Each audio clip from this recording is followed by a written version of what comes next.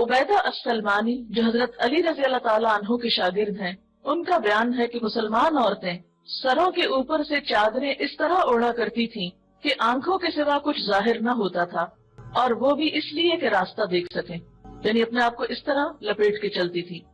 اب بعض لوگ کہتے ہیں کہ یہ حکم جو ہے وہ ازواج مطہرات کے لیے ہے، چہرہ لپیٹنے کا، یا یہ ہے کہ یہ ساری سختی جس کو نام نہاد سختی بولا جاتا ہے، حالانکہ اس کے بغیر بعضوں کا جو سختیاں پڑتی ہیں انسان پہ وہ کہیں زیادہ بھاری ہوتی ہیں، لیکن ان کو ہم بھول جاتے ہیں اور اس حکم کے عمل کرنے کو سختی سے تعبیر کرتے ہیں۔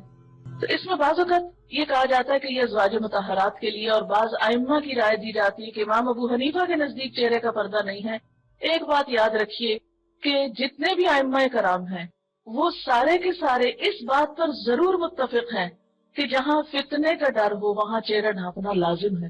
اور جہاں فتنہ نہ ہو، تو جیسے حضرت عائشہ کی روایت ہے کہ ہم کھول لیتے تھے، پھر کوئی آ جاتا تھا تو ہم ڈھانپ لیتے تھے،